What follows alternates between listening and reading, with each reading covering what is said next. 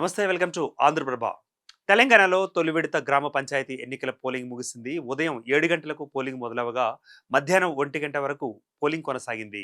ఉదయం నుంచే ఓటర్లు తమ ఓటు హక్కును వినియోగించుకున్నారు. అయితే పోలింగ్ నేపథ్యంలో పల్లెల్లో సందడి వాతావరణం నెలకొనగా కామారెడ్డిలోని ఓ గ్రామంలో మాత్రం ప్రజలు ఎన్నికలను బహిష్కరించారు. దీంతో ఆ గ్రామంలో సర్పంచ్ ఎన్నికకు బ్రేక్ పడినట్లయింది. అయితే తమకు సమాచారం ఇవ్వకుండానే పెద్ద గోకుల్ తండా వాసులు సర్పంచ్ను ఏకగ్రీవం చేశారని గ్రామస్తులు నిరసన దిగారు. ఎన్నికలను బహిష్కరించారు.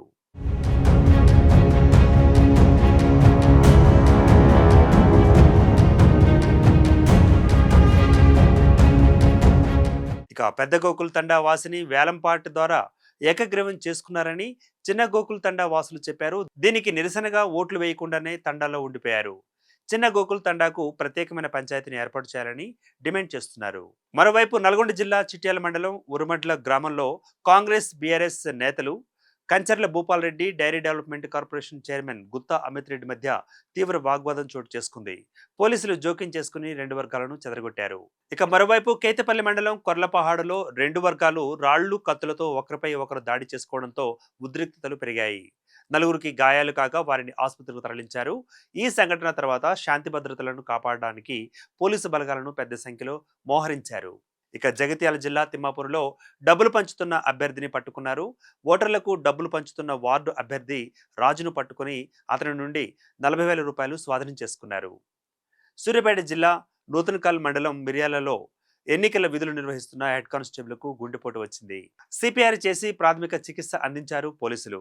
హెడ్ కానిస్టేబుల్ పరిస్థితి విషమంగా ఉండడంతో సూర్యాపేటకు తరలించారు.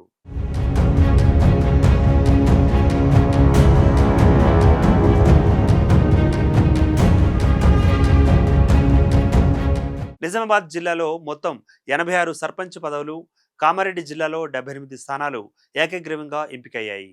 నిజామాబాద్ జిల్లాలోని వర్ని మండలం సిద్దాపూర్ గ్రామంలో సర్పంచ్ పదవిని 52 లక్షల రూపాయలకు కొనుగోలు చేశారని, ఉప సర్పంచ్ పదవిని 15 లక్షల రూపాయలకు కొనుగోలు చేశారని స్థానికులు ఆరోపిస్తున్నారు.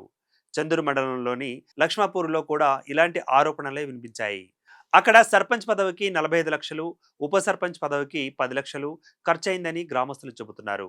వీటితో పాటుగా కమ్యూనిటీ భవనాలు, భూమి విరాళం వంటి హామీలు కూడా ఇచ్చిన సర్పంచ్ అభ్యర్థులు ఉన్నారట.